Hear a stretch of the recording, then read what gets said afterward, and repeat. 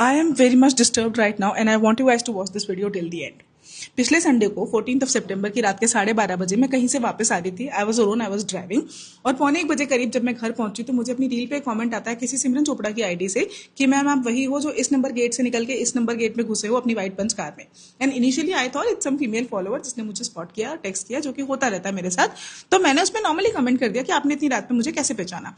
तो which the reply I got was कि ma'am police की नजर बहुत तेज होती है, डीएम में बात करें. And I was shocked. मुझे उस टाइम रियलाइज हुआ कि एक पीसीआर वैन थी जो मेरे आगे पीछे 1-2 चक्कर काट रही थी. एंड मुझे एकदम से डाउट हुआ कि ये शायद वही बंदा है. मैंने उसको ऐड किया एंड आई टेक्सटेड हिम कि आप कौन हो और मुझे क्यों मैसेज कर रहे हो. तो विच ही रिप्लाइड कि मैं पीसीआर में बैठा हुआ पुलिस वाला हूं, आप मेरे आगे से निकले, देखते ही आप मुझे बहुत अच्छे लगे, इसलिए मैंने आपकी गाड़ी के नंबर से आपकी पर्सनल डिटेल्स निकाली, आपका इंस्टाग्राम ढूंढा and because I couldn't message you मैंने आपकी रील पे कमेंट किया.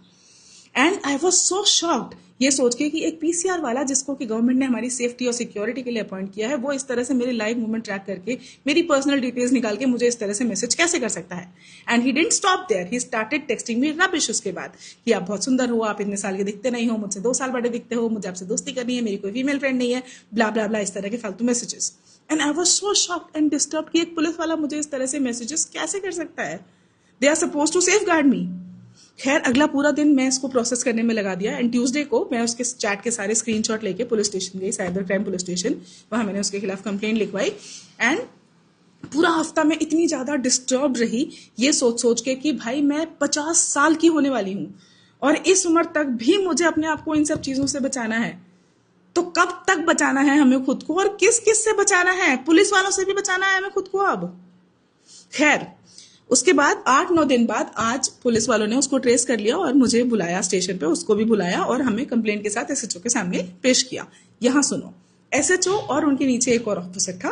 वो मुझसे कहते हैं कि मैम इसने ऐसा क्या ही कह दिया जिससे आप ऑफेंड हो गए, ये तो नॉर्मल है, इसकी कोई गलत इरादे थोड़ी ना थे, ये आपसे दोस्ती ही तो करना चाहता था. आपको दोस्ती नहीं करनी है तो ब्लॉक करो और आगे बढ़ो. I was shocked. ये किस तरह का अप्रोच है? पुलिस वाले मुझसे ये कह रहे हैं, वो मुझे ये कह रहे हैं कि हम तो अपनी बहू बेटियों को भी यही कहते हैं कि ऐसे मैसेजेस को ब्लॉक करो और आगे बढ़ो.